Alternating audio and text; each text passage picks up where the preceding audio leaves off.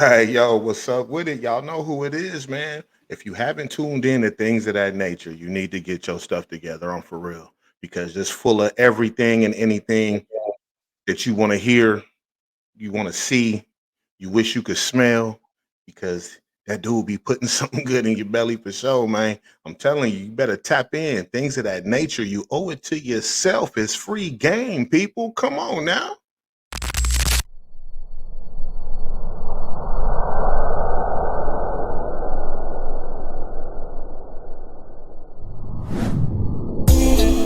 Things of that nature.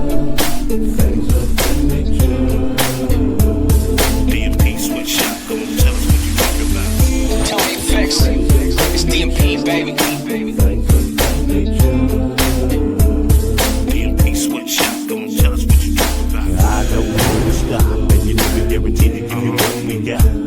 Right? I don't want to stop, and you know we guarantee to give you what we got. Let's go. Left Coast Kings, and you owe it to yourself.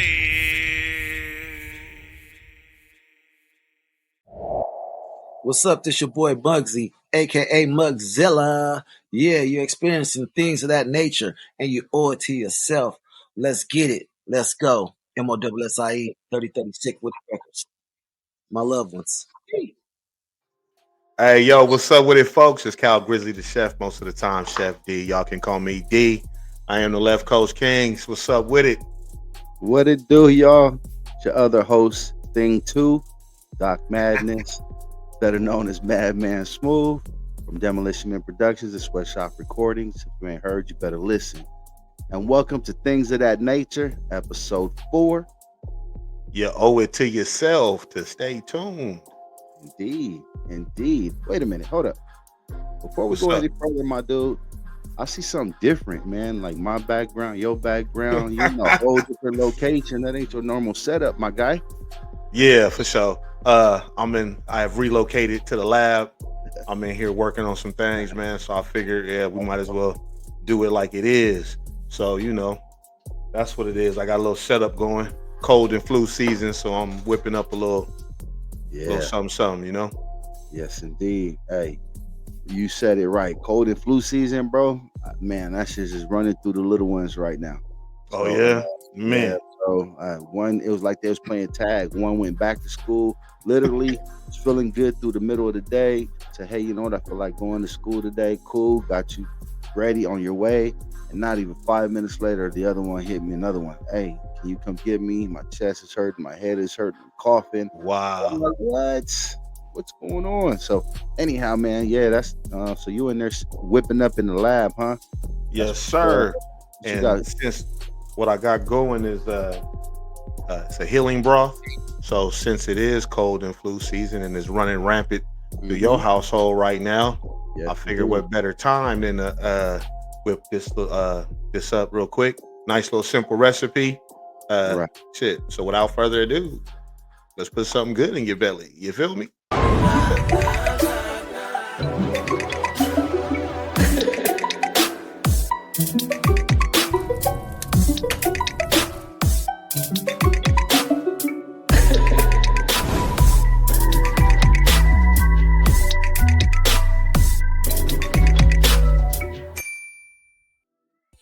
Welcome back, my thanksters.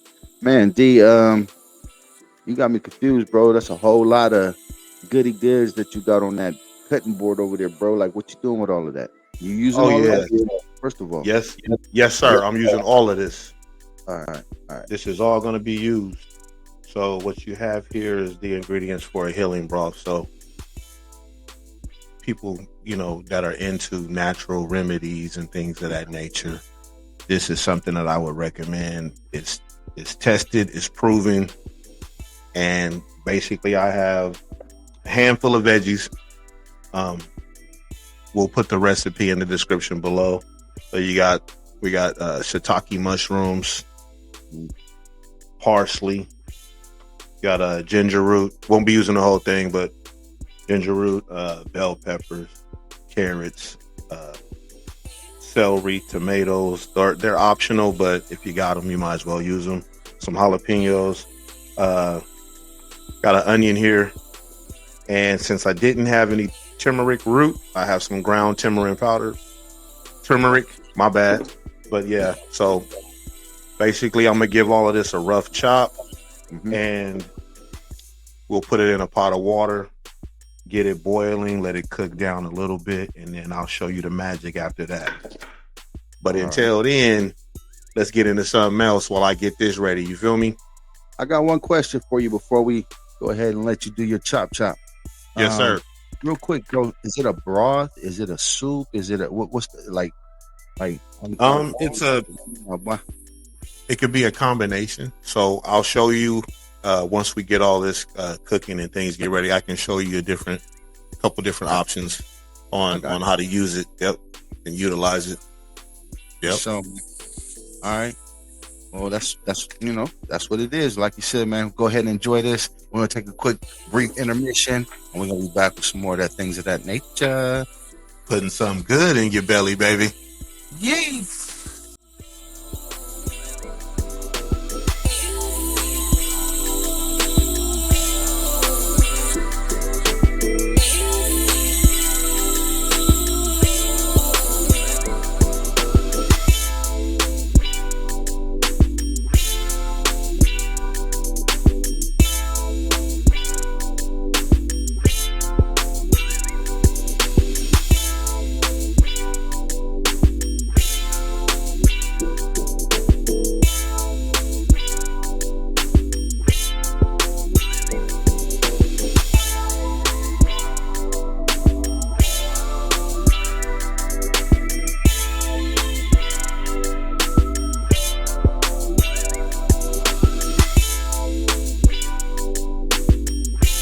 All right, y'all. Now the soup is ready, or the broth. Now at this point, you can take all your vegetables out and you'll have a broth, right? But what I do, so that I utilize all my vegetables, give me a sec here. We're gonna use a motion blender. You can put this in a regular blender, but you wanna let it cool off unless you like hot liquid all over your body. Lesson learned, you feel me? Get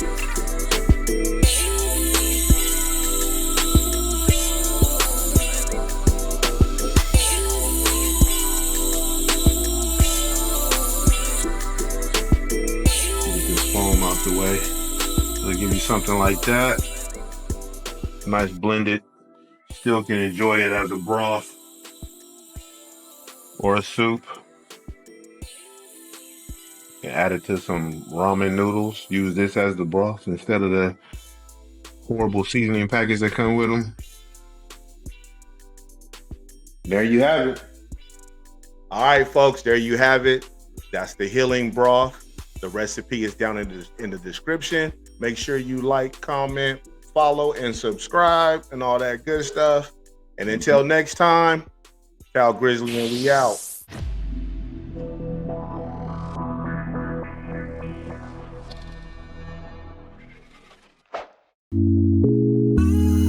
Pillow talk. Pillow talk. Pillow talk. Gotta get me with your sexy little pillow talk. Pillow talk. Pillow talk. Pillow talk. Gotta get me going with your sexy little pillow talk. Oh, don't you know we got all the time in the world? We just gotta let them know that this is all now our world. Oh, we can't worry about what the other people say, because they will think what they wanna think anyway. So I just keep it moving, keep it pushing right on through. And I want you to come with me side by side and do the same thing too. We're back. I hope you enjoyed the last segment, but without wasting any time, we're going to get into the session. Wait, hold up. Pump them brakes, Speedy. You know what I would like to find out. You know what it is, man. Before we jump into the session, man, if y'all subscribers already know, y'all was right here, y'all tell them, what's in your playlist, player? Oh man, my bad. My playlist today, I was slapping La Russell.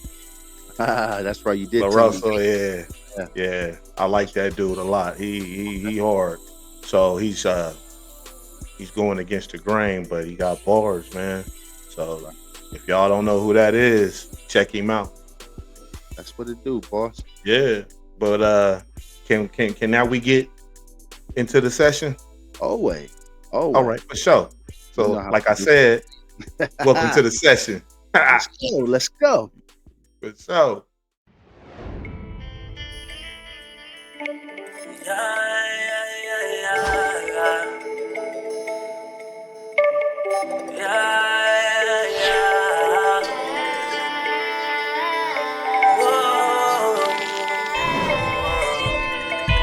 We need to break the show right now.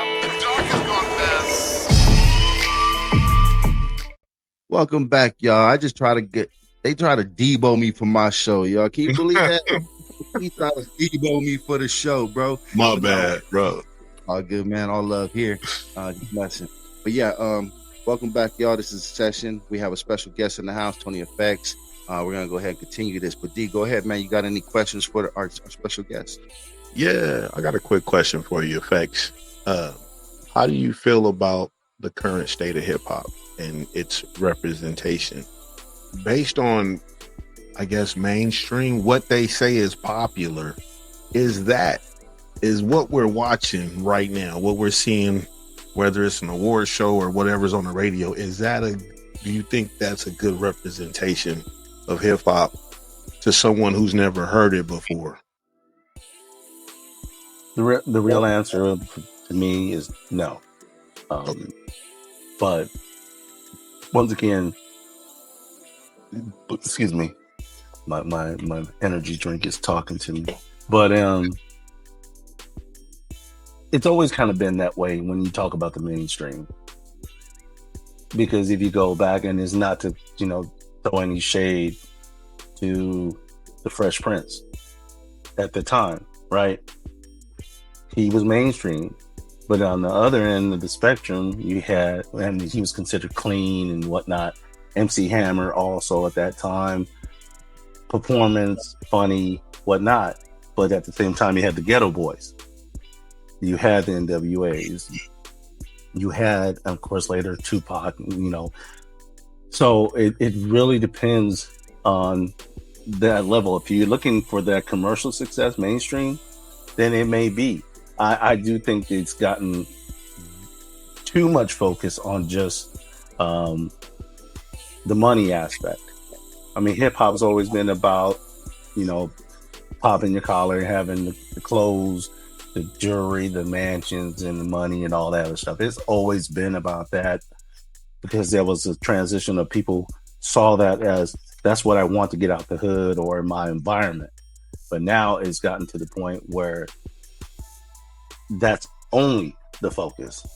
And I think that in itself is creating a culture within hip hop, which is degrading and demeaning it, because it's more than just the material aspects.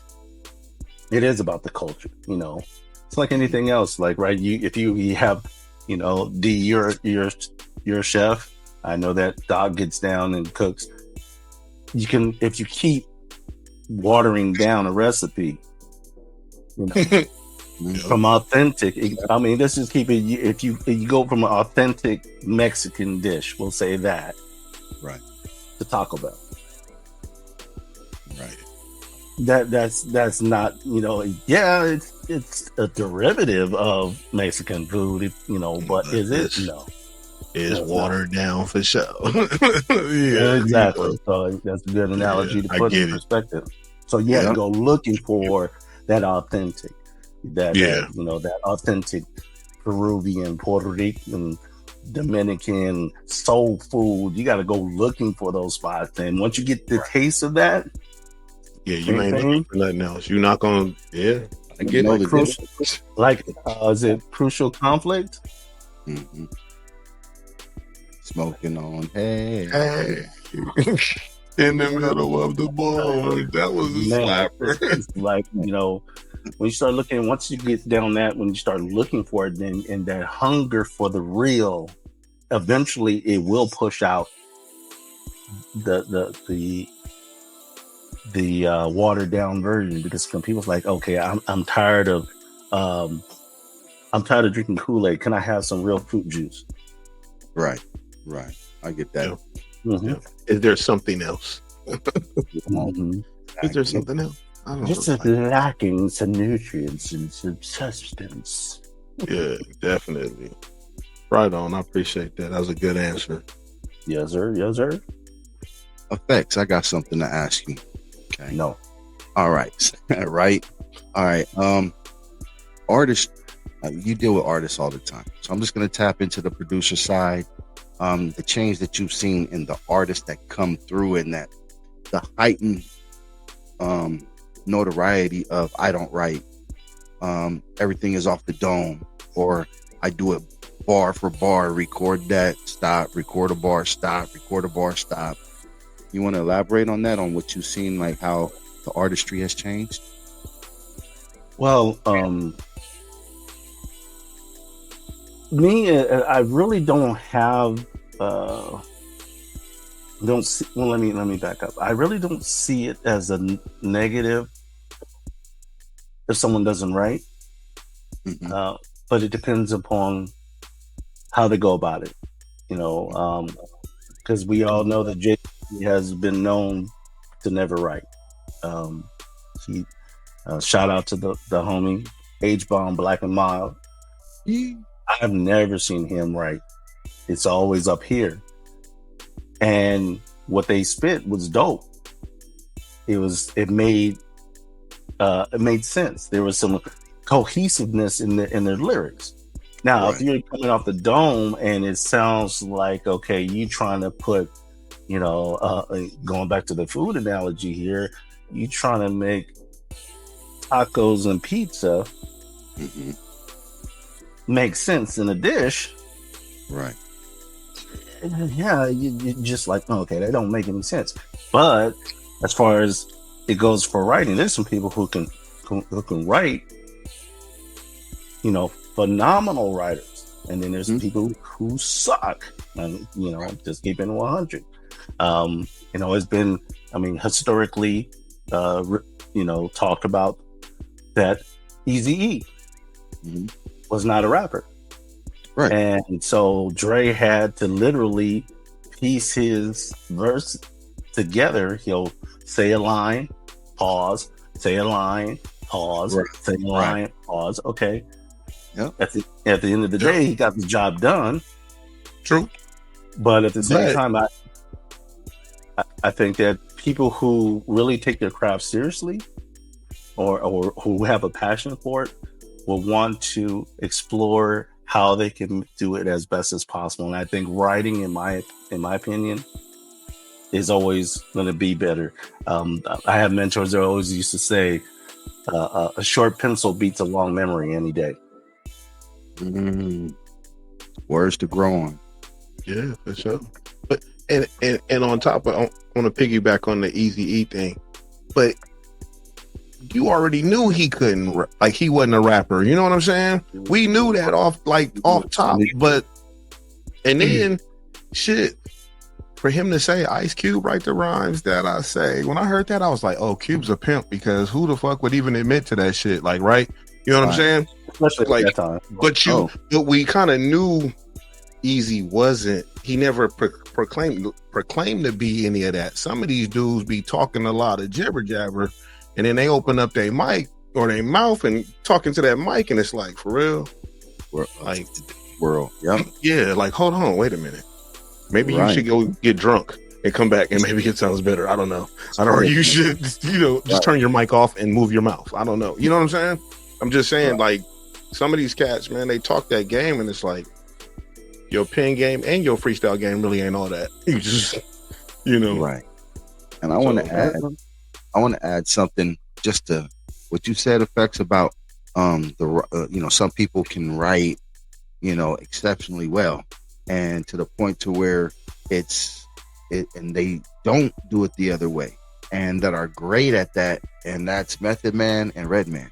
Like those are two people that come out all the time and say we don't freestyle, we don't come off the dome. Like we go with written material and we practice that written material. So I think that's the part that people forget, that we're still in a entertainment aspect of what we do as far as artists. So the showmanship side comes out on stage where you perform what you say, and that comes from practicing on how you deliver it in the booth, because you wrote it and you practice it. Now if you're Jay-Z, he's still writing it, he's just writing it in his head because he memorizes it. Whereas there's Lil Wayne that we all know that doesn't remember. He has to play back to listen to it to prepare to perform live.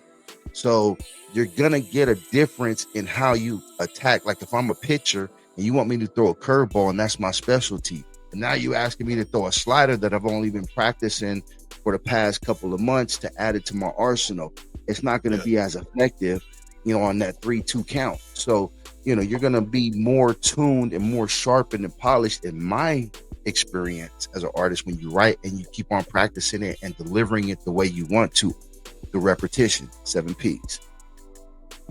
Well, I totally agree. And the thing about this is, okay, being that we've been in this for so long and seeing the evolution of hip hop and artistry, one of the things, what astonishes me, to be honest with you, with a lot of these new artists, is even if they do write, how they do it on their phone. That in itself to me is like, how in the do you do that? In my mind, to try and scroll, you're sitting there, like,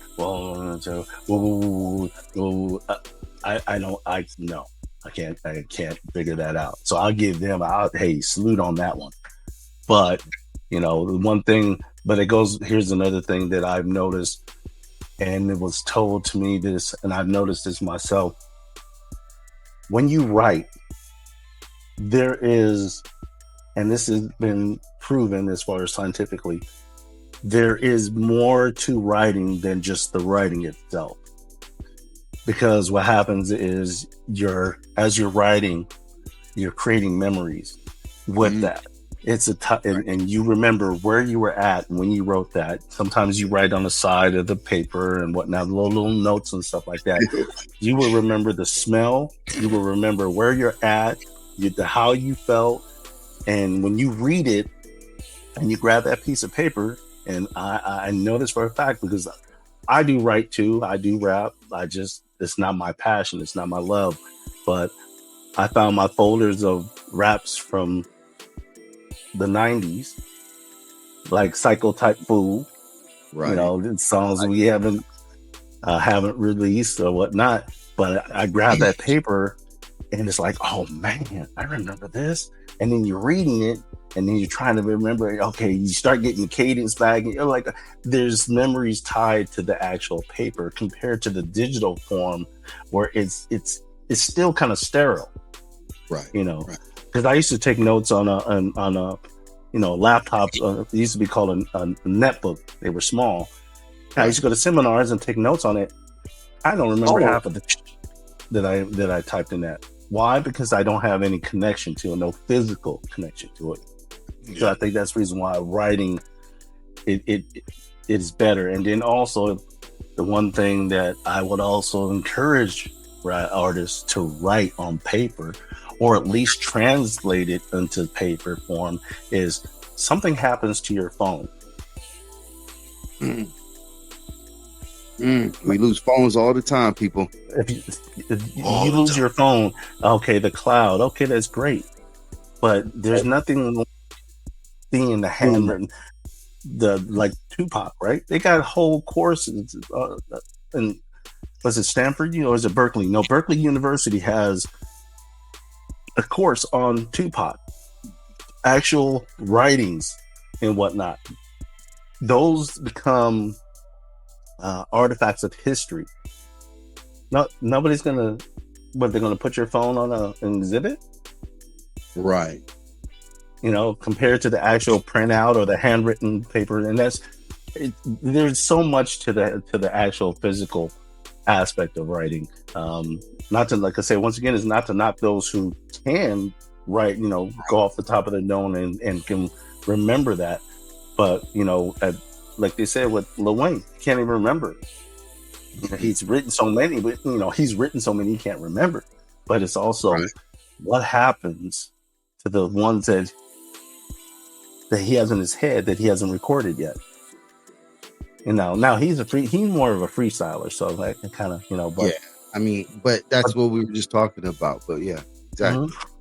But so if you have these songs stuck in your head and they're not tangible somewhere, and something happens to you, they're gone forever. At least if they were written down somewhere, at least someone can maybe say, "Oh, these are the songs." Prime example. He recorded so many songs and they're in the vault. They're in a tangible form that they can still be released or at least appreciated later, which is why I'm a big advocate of, if you got music, put it out. Ooh. Put it out. And I'm just talking about, I'm at the point the same way that I got hundreds of beats. And I'm at the point like, they ain't doing no good sitting in this box by my desk right now. So just put it out, and it's kind of the same thing. Just put it out and let the people decide. People decide whether they like it. Someone's gonna like something. There's 7.5 billion people in this world. Exactly. Somebody's gonna like something. Yeah. They have choices. 7 billion people that have. There are choices. Yeah, everybody has choices. You got anything that you want to ask Mr. Effects while we have him on our show? Man, I don't know off the top of my head, man. I'm drawing a blank. It's been a minute since I've seen this dude's face, so I'm kind of in shock that we on the same screen together.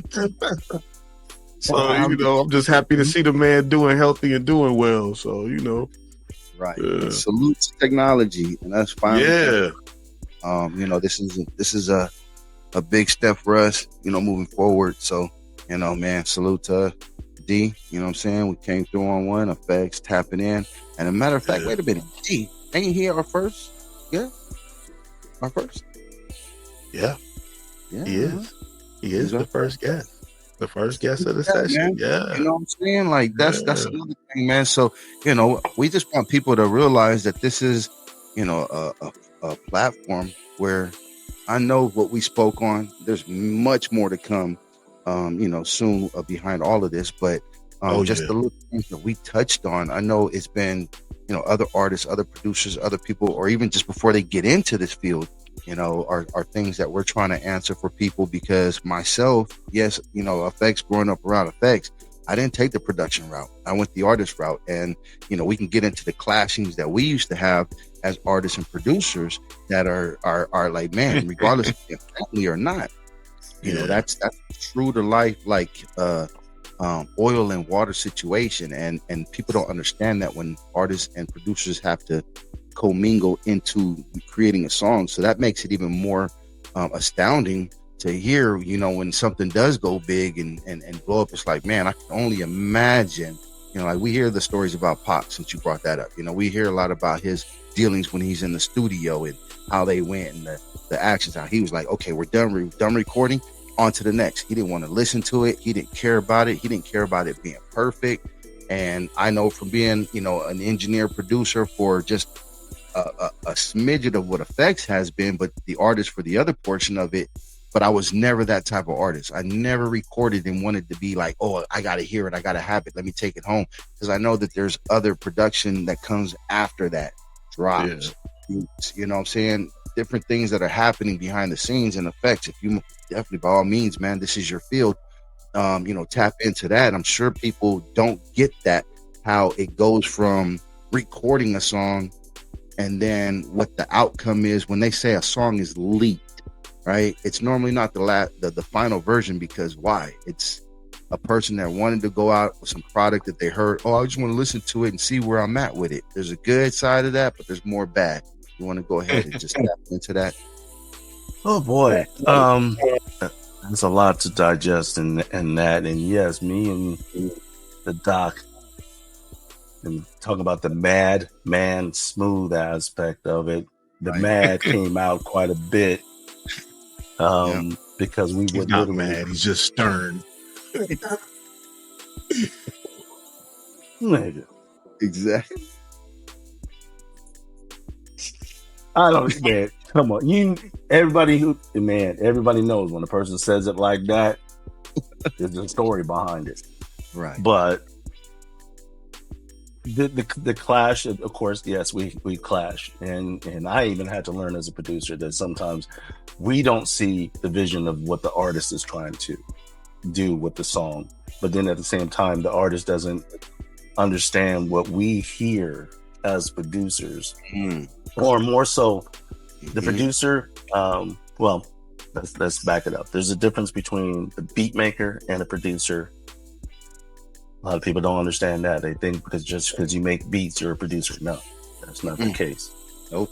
A beat maker is just, you put the beat together and whatnot. The producer job is to actually take that beat and make it as best as it possibly can, adding the flavor with the artist and whatnot, and bringing the nuances and bringing the idea from the producer's standpoint and the artist's perspective together to create that delicious dish, referring back to food, that makes people want to eat that dish, not just once, not just twice, but keep revisiting that.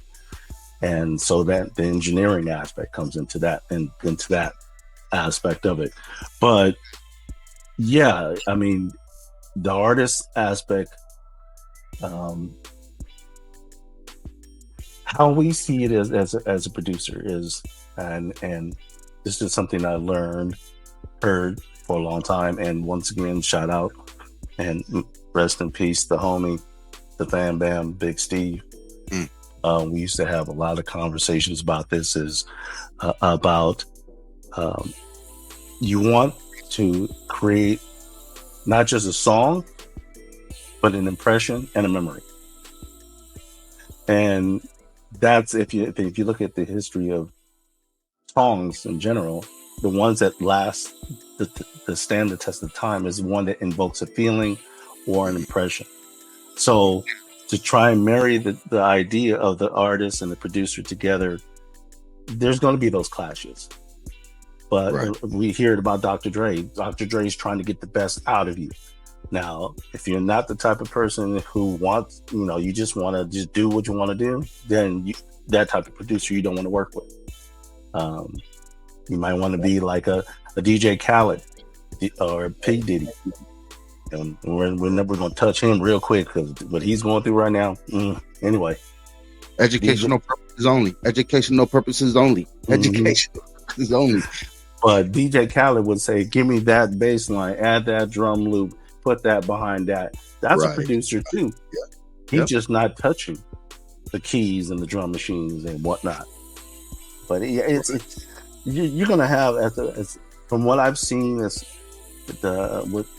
always going to be different type of artists. There's always going to be different type of producers. But there's always, it's just trying to find that middle ground. Of course.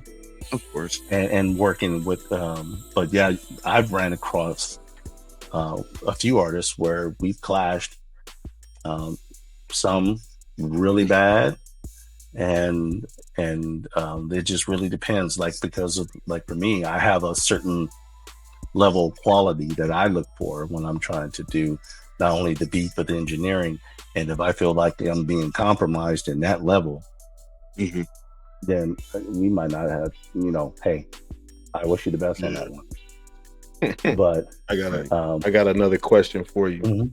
What's a pet peeve you have of dealing with an artist? What is the one thing that's like, okay, folks, you're gonna have to get it together, kind of thing? What irritates you the most? Well, when it comes to a session, being late. Punctuality. That's number one, and preparedness is number two. Man, that's part of them P's. It's one of those things that, Steve used to say that, Big Steve used to say this all the time. And once again, this is the difference in the era that we're in too.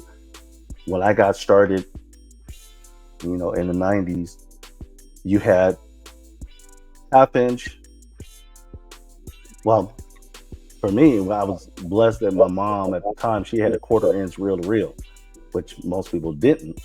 Yeah. So we were recording out the house on analog on a quarter-inch reel, so that was cool. But then that graduated to half-inch, 1-inch, 2-inch, 16-track, 24-track analog. So when you go into the studio, there is no copy and pasting back then. Yeah. You had to do it, and if you didn't do it, go back, do it again. No, you didn't pronunciate that word. Go back and do it again, and then ADAT and so on and so forth. And once again, that's a part of hip hop history and evolution, which is good for another podcast or another episode. But oh yeah, for sure. The way I look at it is, Steve used to always say that when you're doing a show, there is no rewind. So you need to record in the same aspect. One take, the famous saying, one take Jakes. The reason why that became such a big thing is because you had to perform that song in the studio as if you were going to perform on stage. And that's gotta have that same energy. Same energy, same preparedness, same everything. So that's the reason why when artists would come in, there's one particular artist that I recorded. I'm not going to say his name, but literally 4 hours for one verse. Damn. 4 hours, one verse. And we're talking about 16 bars. Come on, man. I'm a producer. I can write a verse and stick that the same day in that 4 hours. Yeah. You tell me you already wrote this song before you came in? Oh yeah. Proper and planning and preparation. And you still don't know it, man. If you don't get out of here. Yep. The 7 P's, So man. The 7 P's are very important in hip hop, people. Punctuality and preparedness. That's the two. Okay, that's the 2 pet peeves. I feel you on that, man. Yeah. Sure. Doc, you back? Yeah, man. The little ones, man. They always say, I got a whole damn football team. So ain't nothing wrong with it. Not at all. But yeah, man, I was tapped in though. I just had to step away to the door real quick, but I still was tapped in with the headset. Man, I love everything what you're talking about. And we'll get to some of my experiences with being an artist producer, and then, like you said, flipping it to the other side, man, of it's a newfound respect, man. Oh, let's see right here. See, people don't understand. That's that. Yeah. Man, smooth. And what he was talking about in the production side, that's how I got some of my early production credits, is just by saying, hey, sitting with him and asking him to do certain things. So, like you were saying, a lot of people don't understand it. Even if you're just asking to arrange, use this, use that. Hey, I'm bringing this. Can you sample that, or can you do it this way? And have an idea. So that's part of getting production credits, not solely just, like you said, beat making versus engineering versus the other side of mastering on getting credits. But yeah, so just a quick, little separation there, because we bundle these words all together. Producer, I'm a producer and I'm an artist. And it's like, okay, when you're dealing with a real producer, they're going to ask you questions and be like, okay, and put you in, you're just a beat maker. Oh, okay, and you produce and engineer and sequence, and you sequence and produce and engineer and master. And as an artist, I'm going to put you in a different, what do you do as an artist? Because artistry isn't just bringing your vocals. That's just a rapper. You can rap, or a rhymer. You know what I mean? Like, so now it's in what you're talking about, your content, and then also what are you doing with it and your vision. Like in my albums, just as an example, AFX knows this from just working with me over many years, and you too, D, is that I could do a song, but the concept of that song fits on a total broad scale of an album concept. So you might listen to that one song and be like, okay, it's here because it's content the way it's written. But when you listen to the scheme of things in an album, you're looking at a broader picture. One of the things that we deal with now with a lot of artists, is just face value. What it is, what can it do for me right here, right now, for this moment, and not, ask you right now an album. We all had been listening to older music, 90s to early 2000, even going back to 70s and 80s, right? Nobody yet has mentioned a lot of the younger artists, and it's not because of our generational gap in age. It's just it's not heavy in the rotation. So when we ask you about the playlist, that's where I'm trying to get with what's in your playlist, because that playlist is different from, hey, I was just driving and I'm listening to some new music to gauge what's going on as an artist, what's going on as a producer, what are the sounds, what are the drops, what are they using heavy here and there, and so forth. So yeah, just wanted to add a little bit to that. I do want to ask you a question though, moving forward, before we move forward. Effects. Well, I would like to piggyback off of that real quick, Right. because you did, when we're talking about the playlist and the fact that we're not trying to diss or disrespect the younger artists, because I listen, to Mozzie. I love Mozzie. Yeah, Mozzie hard. He's hard. Of course, the J. Cole. But J. Cole's kind of on the upper edge of the new school, sort of speak, the Kendrick Lamar's. What it is it's also the difference of the reason why sometimes a big disconnect is when you're an artist or a producer, sometimes you're still stuck working on your craft. So if you're listening, if you're trying to listen to what's new and fresh, then yeah, you'll keep up with that. But if you're really focused on perfecting your craft, sometimes, and there's times I don't listen to other people's music at all. Because as a producer, sometimes it's like, okay, you want to keep up with stuff to a certain degree, but then what happens is if you try to keep up with trends and fads, that's the reason why you stand out. If you keep on what you're doing and you perfect your sound, and that's another thing I think is missing, nowadays. This one again, but that's what's missing is originality, point of being able to hear a producer's specific sound or skill set. Same thing with an artist. The voices, people will be like, I'm gonna use it from an engineering perspective. Okay, I want to use all the same plugins so I can sound like this particular artist over here. And now they got these plugin settings that all you have to do is plug it in, boom, you sound exactly like such and such and X over here and so on. But then the question cookie is, cutter. You sound just like him to the point that you sound just like him, and nobody can distinguish the difference. That's the reason why nobody sounds. Scarface doesn't sound like Ice Cube. Ice Cube doesn't sound like Chuck D. Chuck D doesn't sound like DJ Quick. DJ Quick doesn't sound like Snoop Dogg, and etc.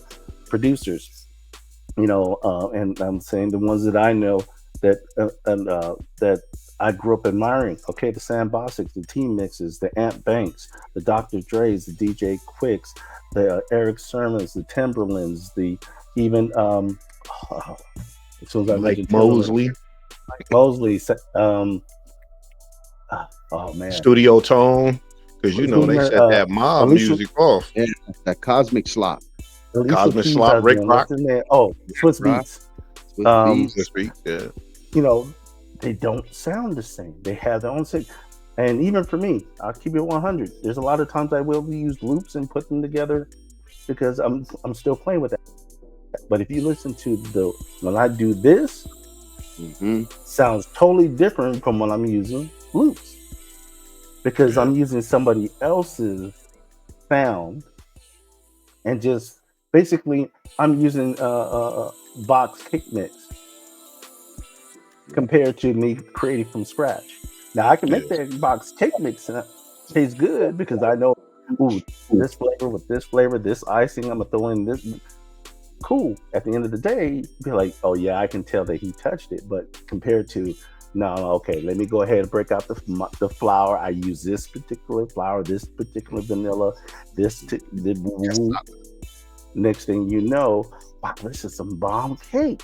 Well, it's because when I want to do it quick, I do it this way. But if it's a special occasion, I can do this over here. And that's kind of the same. That work in. With the music, the artist is kind of like, what grabs me is how you stand out. Exactly. And as a producer, same thing. That's the reason why you know, it goes hand in hand of what's going on right now. It's not that the music's bad. It's just, and it's not that it's in the playlist. It's just sometimes it just doesn't grab your attention enough to say, okay, I can gravitate towards that. Yeah. Or with, like you said, with these artists sounding so much alike, how can you stand out? Like, I don't know who you know what I'm saying? You sound like the last 4 songs I listened to, bro. Like, and then I find out it's 4 different artists, and I'm like, but why they all sound exactly the same? But you know when DMX come on, you know when you hear Cube, you know when you hear Short, you know what I'm saying? You know what I'm saying? When you hear these artists, okay, I know who that is. You know a DJ Quick beat. You know what I'm saying? You're like, hold on, that sound like that Quick shit right there. Like, oh, that's Daz Dilly right there. You know. Oh yeah, I mean, you know when they putting their stamp on it. Nowadays, it's like, okay, who is that? That the same dude? My kids is like, nah, Dad, that's 5 different dudes. Good. I want a song like that. So yeah, you're right, bro. But it goes back to that cookie cutter mentality. Is everybody that when you're talking about the evolution of albums? You know, we grew up in the era, and once again, it's not a diss.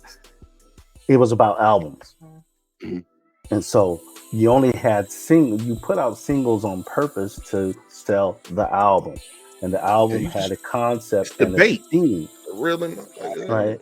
The singles was the trailers for the movie, but it was about the movie. Yep. Nowadays, it's not about the movie.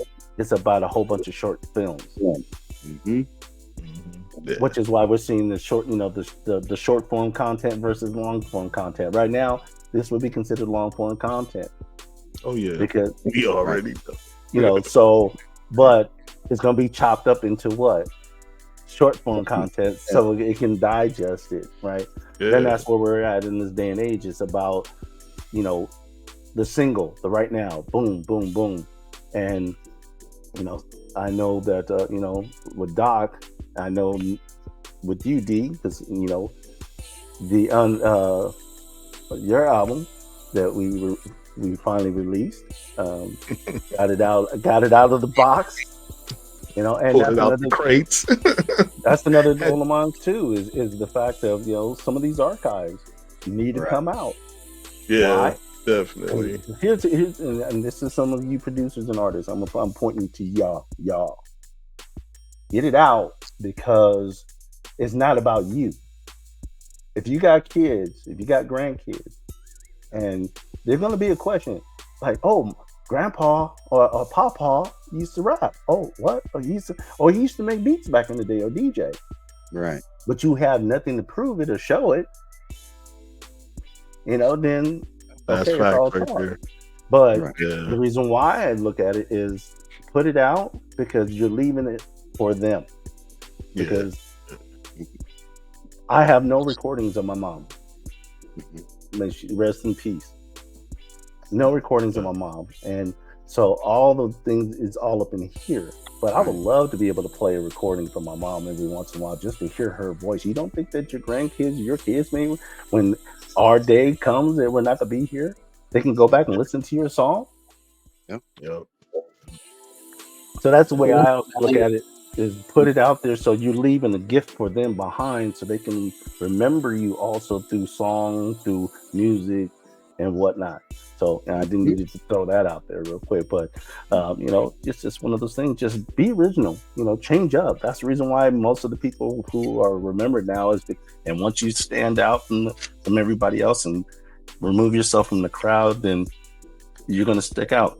That's the reason why Kendrick blew the hell up. He didn't sound like everybody else. J. Cole didn't sound like everybody else. Mozzie doesn't sound like everybody else. And these are the ones that, are more recent than I know. Yeah, LaRussell killing them.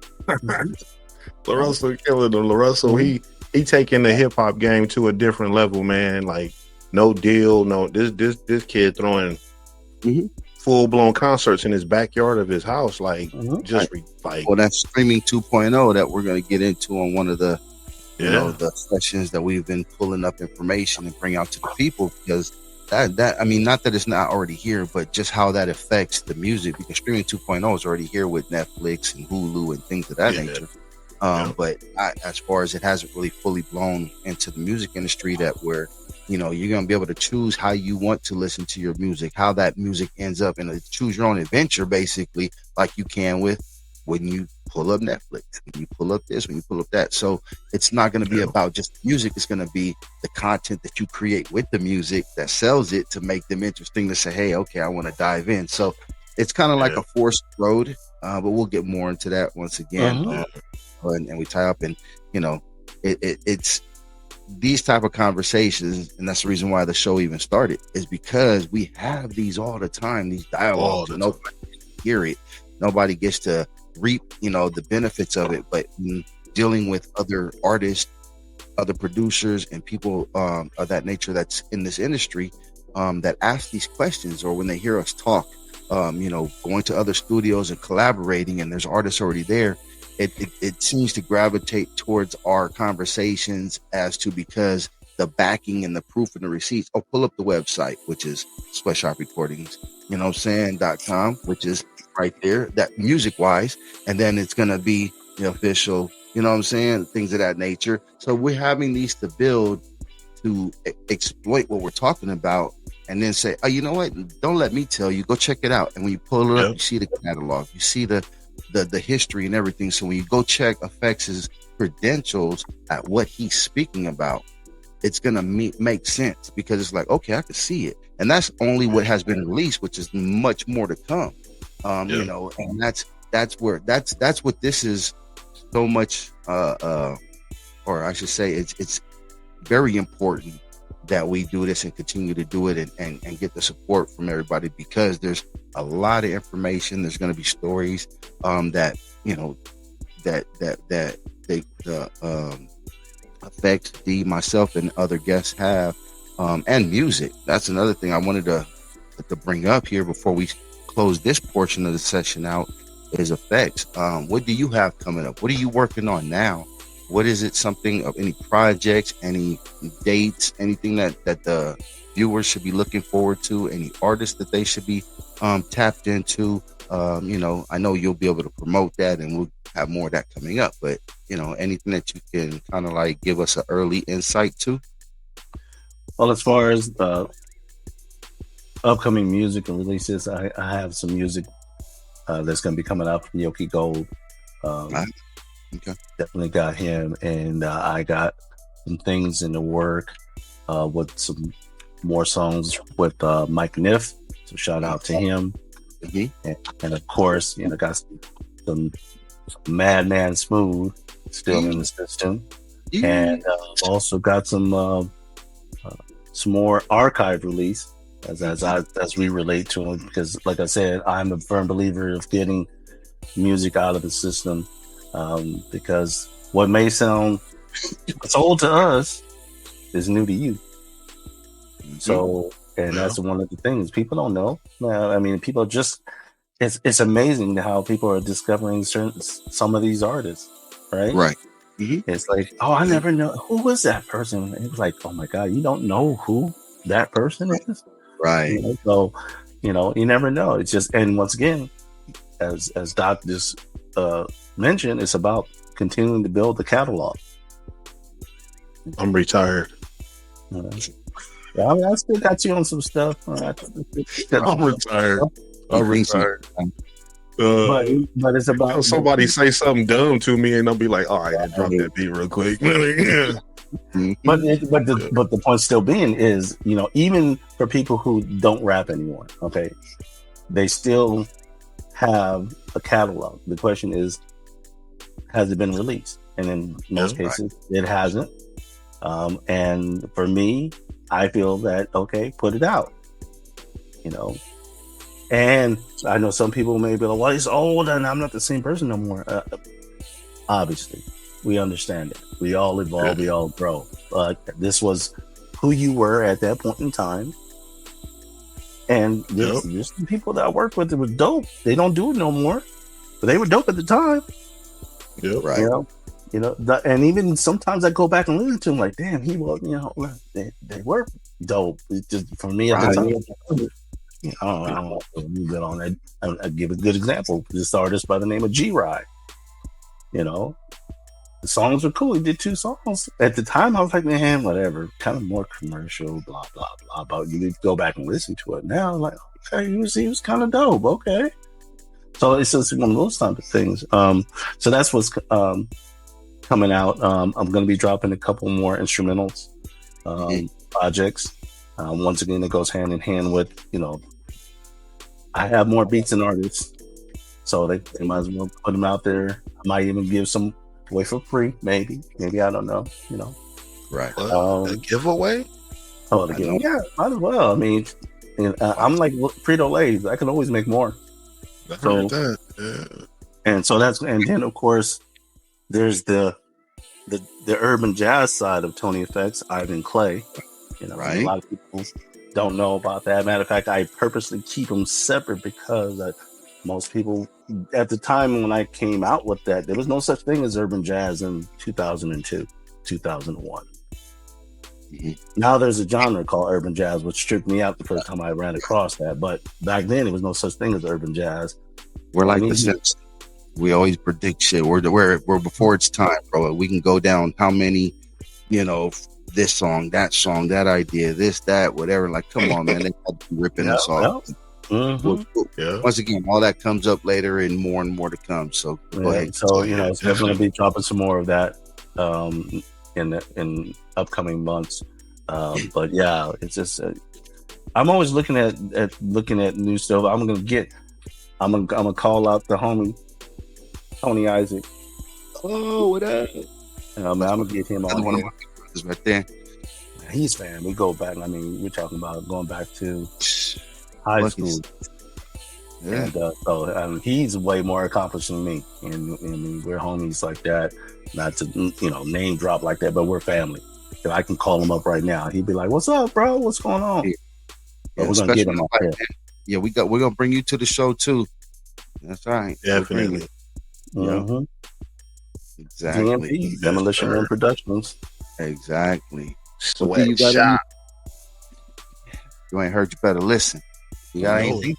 Go ahead and sum it up, at least part of the session on this special occasion here with Mr. Tony FX from Sweatshop Recordings and Demolition and Productions. D, you got any last words you want to ask him before we sew this little portion up? Nah, man, we're gonna go in and sew it up. Effects, I appreciate you stopping by, man, and chopping it up with us in the session. Yeah. Well, this ain't gonna be the last. This ain't gonna be the last time.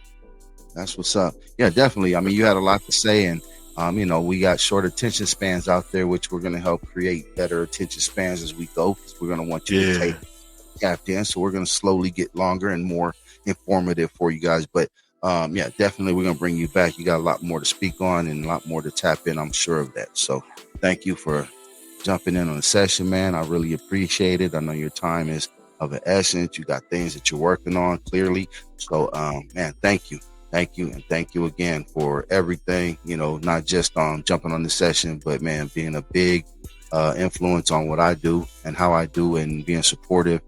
So I really salute and give you much props on that, my dude. Actually, I want to say thank you to the both of you.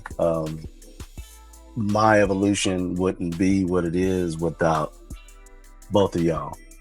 Right. Because it was,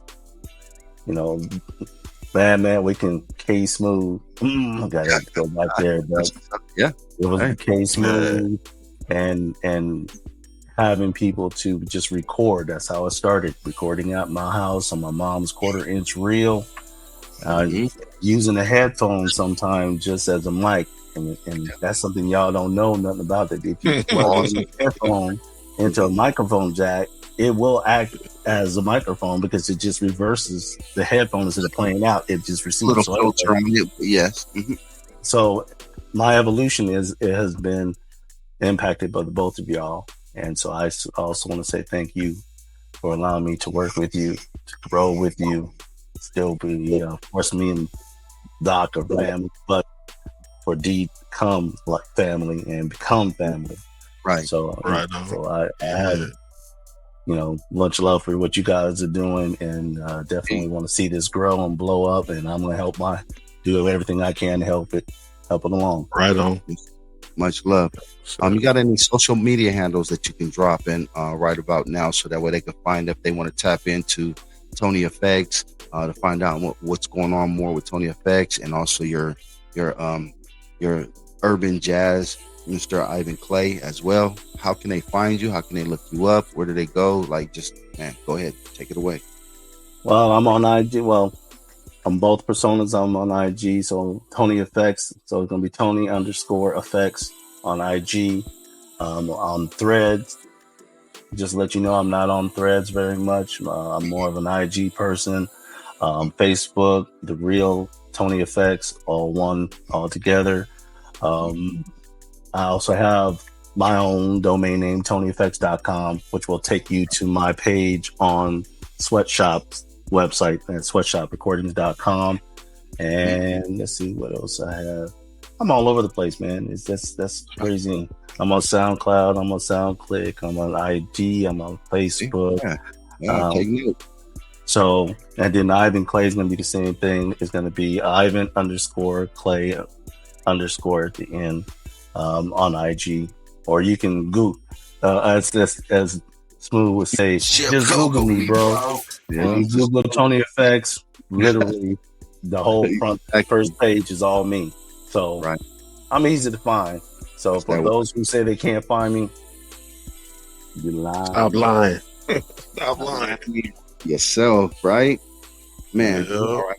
Appreciated you guys, man. It's been a pleasure. Definitely. And you know what? For all of you out there, you owe it to yourself. What up, y'all? It's that Doc. We're taking a quick break on Smoke Session 420, my peoples. But tap in. Things of that nature, man. We working hard. And you already see what it's like over here on this side, representing that bang, bang, not a gang. Let's go. Things of that nature. Things of that nature. DMP Sweatshop, come on, tell us what you talking about. Left Coast Kings, and you owe it to yourself.